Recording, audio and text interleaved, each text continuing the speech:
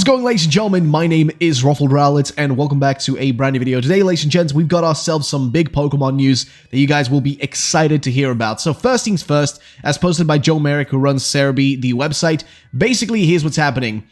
Oh wow, Tsunekazu Ishihara and Hirokazu Tanaka have stepped down as CEO and president of Creatures Inc.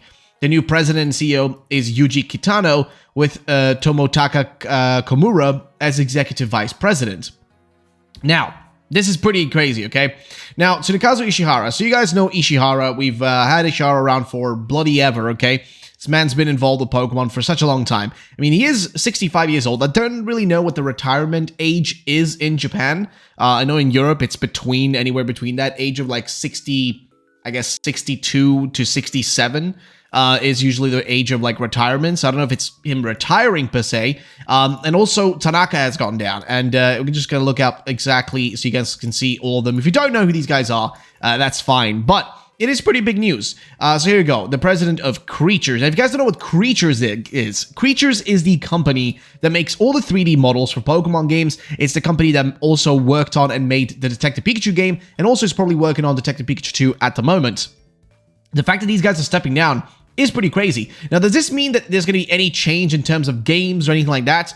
Not necessarily. Not necessarily at all. Yuji Kitano is going to be one of the new people on there, which you guys can see right here. And also is going to be Tomotaka Komura, which I think we've heard about a few times before, but I'm not really sure. Nonetheless, though, these guys are now going to be the president and CEO and executive vice president of Creatures, which is just in itself pretty big news. Now, is this going to affect the games in any way? Not per se. I mean, these guys at the end of the day don't make all the decisions. They make some decisions, but they don't make all decisions. Also, this is Creatures and not Game Freak or the Pokemon company we're talking about. Those decisions usually come up from there. And even there, it doesn't really always go through just like the CEO being like, all right, we're making this thing and nothing else. No, it's usually like the CEO might say something, you know, investors might say something, shareholders might say something, developers might say something, game directors might have an opinion. You know, it's a little bit of a mixed bag, right? It's not going to always be just one guy being like, we're making this and that's it.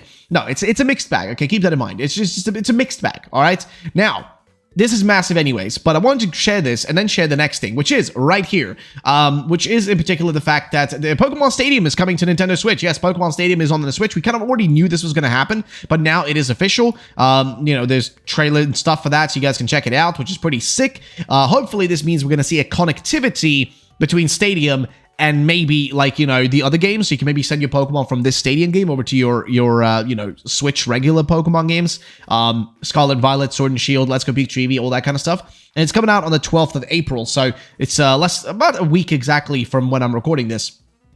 It was pretty cool. It's part of the expansions and all that. So, yeah, it's part of the Nintendo 64 bundle, I guess, for Switch Online. So, yeah, it's pretty neat. He says, let's go. This all opens up the possibility for Pokemon, Game Boy games, and eventually, someday in the hope near future, DS-era games. What are your thoughts about it? I think it's cool. I don't really know if it means we're going to get Game Boy games, but it would be sick. And, yeah, it's just cool to see. Nonetheless, let's move on to the next thing, which is going to be this post right here from Lumios, who shared this post saying, all this talk of news this week. The thing is, we are on Wednesday and we haven't heard anything yet. It could always drop the news at any point, but we haven't really heard anything yet. And there is a hidden video on the official YouTube Pokemon channel for Pokemon, right? And there is a hidden one specifically in the Scarlet and Violet section where also the DLC was, posted. So there is something there. Something is coming. Just don't know exactly what day and all that. So just keep that in mind, nonetheless, and let's move on to the next thing, which is going to be this rumor right here that was shared to me by, I think Lumios post. Sorry, not Lumios. Holy shit, wait, who sent this my way? I need to remember real quick. I think this might have been sent to me by Light. Yes, it was sent to me by Light. Sorry, I just forgot who actually sent this my way. But nonetheless, that doesn't really matter. Let's get into the actual information. So, I was in a focus group where Nintendo showed us a presentation containing new Pokemon and features and how we feel about them. I'm not a big Pokemon fan. Last time I watched the show was around 2008. New Terrastall forms for Masquerada, Fire Crocodile, Quaquaval, White Whale, Garganical, the Black Robot Bug. I'm assuming that's going to be like, what's it called again? I forgot its name. Olive Tree, Blastoise, Charizard, Venusaur. They can become stronger using crystals in battle. I mean, fair enough. I guess what I'm really seeing here, what's being really said technically, is just that there's going to be, the new Terrastorm, like basically the mega version of Terraslicing, the Gigantamax, what do you even call it? Max, Terramax. I think that was the name that was suggested. So kind of like that is what you're talking about. And the Pokemon getting it would be the starters. I guess, geez, man, even I can't remember the names anymore. But you guys can kind of tell what he's talking about when you just look at this. And also the low kicks for the Black Robot Bug. Olive Tree, that's just the evolution of Smoliv. Blastoise, Charizard, Venusaur, so Gen 1 Pokemon. He says they can become even stronger using crystals in battle.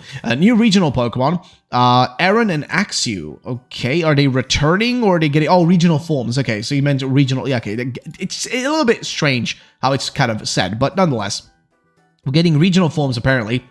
This, again, is just a rumor. Please keep that in mind. For Aaron and Axew.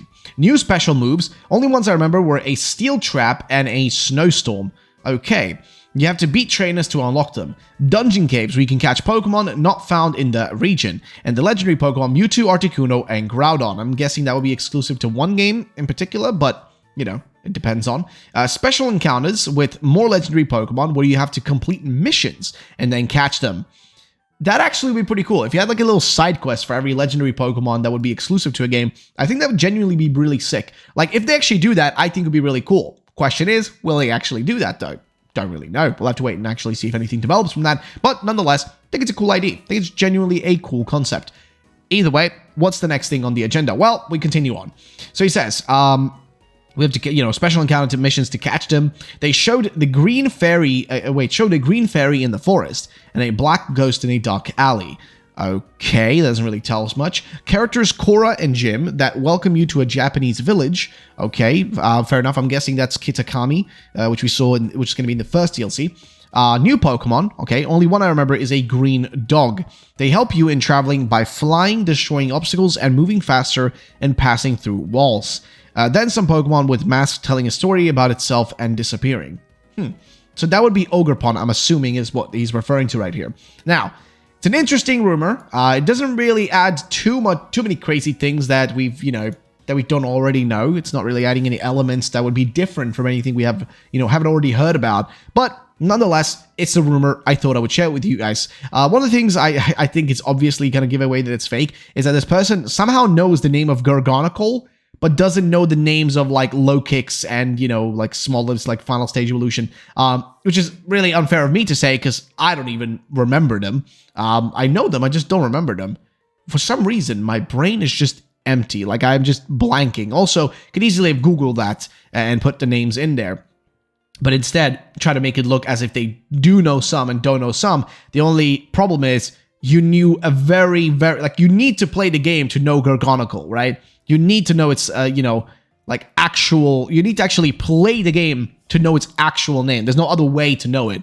So, I'm gonna be real. I'm gonna give this one a, like a 2 out of 10 in believability. I'm gonna be real. I just think it's fake, but I thought it'd be fun to share it. As you guys know, I love talking about these things. So, let me know in the comment section down below, guys, what you think about it, and I'll be seeing you in the next one. Peace out.